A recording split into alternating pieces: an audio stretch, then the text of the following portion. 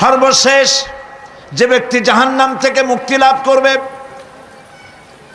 তাকে আল্লাহ পাক বলবেন, ফেরেশতাদেরকে বলবেন, ও আমার ফেরেশতারা, আমার এই বান্দাকে জান্নাত এবং জাহান্নামের মাঝখানে রেখে দাও। জান্নাত এবং জাহান্নামের মাঝখানে লোকটি যখন থাকার জায়গা পাবে, সে জান্নাতের দিকে তাকায়া দেখবে আর কাঁদতে থাকবে। আল্লাহ পাক জিজ্ঞেস করবেন, বান্দারে, যুগের পর যুগ ধরে জাহান্নামে কেঁদেছো, আমি রব্বুল আলামিন জাহান্নাম মাফ করে দিয়া জান্নাত জাহান্নামের মাঝখানে রেখে দিয়েছি, আযাব থেকে তো বেঁচে গেছো, এখন কান্দো কেন? লোকটি বলবে, রব্বুল আলামিন কান্দি এই কারণে, জাহান্নাম থেকে মাফ করেছো, তোমার শুকরিয়া আদায় করি। জান্নাত তো আমার কপালে নাই, কিসমতে নাই, কিন্তু জান্নাত আমি এখান থেকে দেখতে পাচ্ছি, জান্নাতের সুঘ্রাণ আমার নাকে আসতেছে, কপালে নাই যাওয়ার। আমি কাঁদি এই জন্য, তুমি যদি মেহেরবানি করে আমাকে জান্নাতের দরজার কাছে একটু দাঁড় করায় দিতা, প্রাণ ভরে তোমার জান্নাতের দৃশ্যটা একটু দেখতাম। আল্লাহ পাক তার আরজি পূরণ করবেন, বলবেন, যাও, ফেরেশতাদের বলবেন, এর জান্নাতের দরজার কাছে দাঁড় করায় দাও।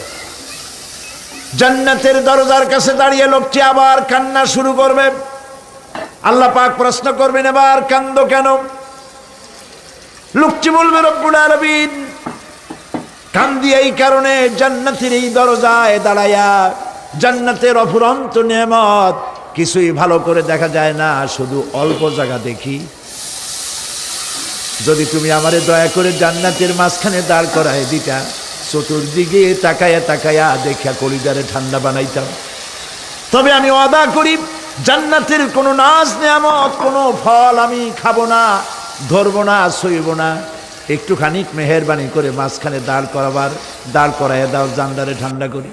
আল্লাহ রব্বুল আলামিন ফেরেশতাদের বলবেন, আমার এই বান্দারে জান্নাতের মাঝখানে দাঁড় করাইয়া দে। আল্লাহর নবী বলেন, জান্নাতের মাঝখানে দাঁড়িয়ে লোকটি আগের চাইতে আরো জোরে চিৎকার মেরে কাঁদতে থাকবে। আল্লাহ পাক বলবেন, বান্দারে, কি হলো তোর?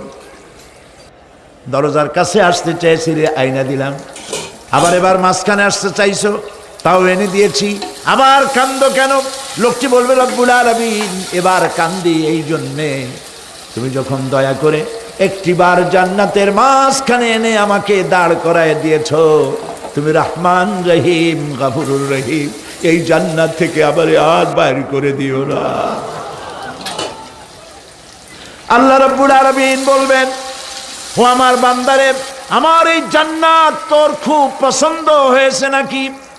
লোকটি বলবে, রব্বুল আলামিন কলিজা ঠান্ডা হয়ে গেছে, ভাবতেও পারি না এই জান্নাত এত সুন্দর।